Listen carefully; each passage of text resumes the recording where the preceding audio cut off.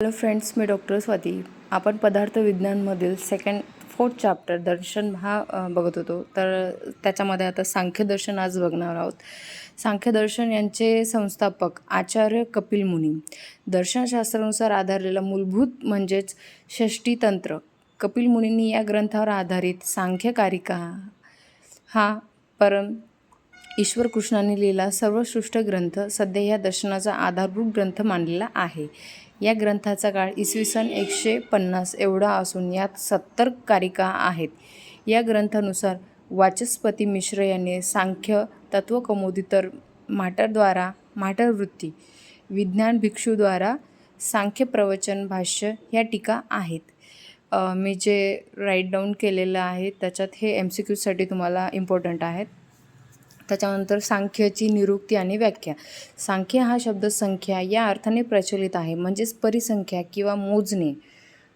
सर्व जगामध्ये आपल्याला सृष्टीविषयक निर्मिती सिद्धांतामुळे प्रसिद्धी प्राप्त होते, तर त्यालाच शास्त्र हे सांख्यदर्शन होय. सांख्य तत्वज्ञान म्हणजे 3 मार्क्ससाठी पण हा क्वेश्चन आलेला आहे किंवा येऊ शकतो अजून पुढे. त्रिविध दुःख. मानवास 3 प्रकारच्या दुःखात सामोरे जावे लागते: आदिदैविक, आदिभौतिक आणि आध्यात्मिक. आदिदैविक हे पंचमहाभूताच्या प्रकोपामुळे होते, आदिभौतिक आघातामुळे होणारे आणि आध्यात्मिक हे शरीर अंतर्गत होणारे. त्यामध्ये सांख्याच्या सृष्टीचा विकास उपक्रम. कपिल मुनींनी सृष्टीचे 4 घटकांमध्ये वर्गीकरण केलेले आहे: प्रकृती, प्रकृती-विकृती, विकृती, न प्रकृती, न विकृती. न प्रकृती विकृतीचे असे 25 तत्वगण आहेत.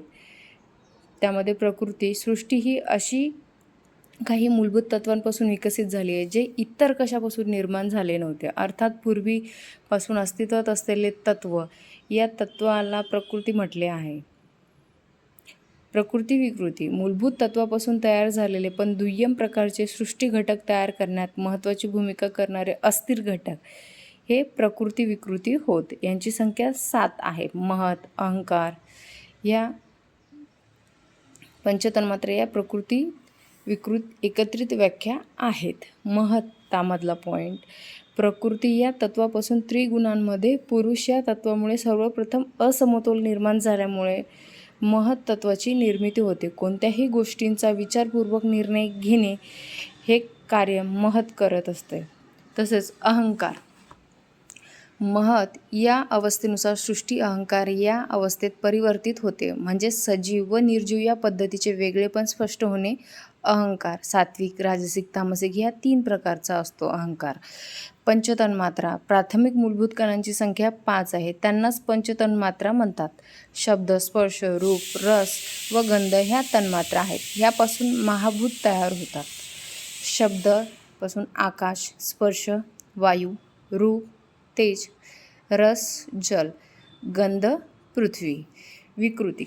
विकृती म्हणजे जे पदार्थ दुसऱ्या कोणत्याही पदार्थांना निर्माण करीत नाहीत असे अंतिम तत्व यांनाच स्टेबल मॅटर असेही म्हणतात.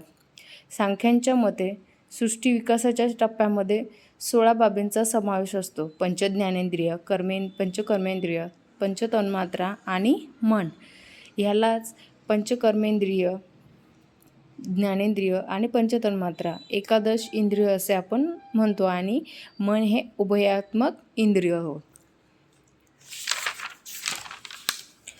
न प्रकृती न विकृती. निर्विकार, नित्य, विभूत, अनंत व अनेक अशा गुणांचे तत्व हे सृष्टीच्या उत्पत्तीस कारणीभूत ठरते. म्हणजे सृष्टी उत्पत्ती विकास हा प्रत्येक टप्प्यावर तर उपस्थित असतोच, ते सृष्टीच्या निर्मितीला प्रक्रियेमध्ये भाग न होता केवळ उपस्थित राहून प्रेरणा देण्याचे कार्य हे तत्व करते.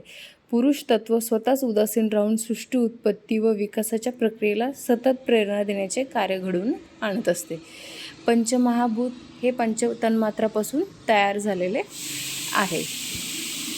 त्यानंतर सांख्यांचा कार्यकारण भाव.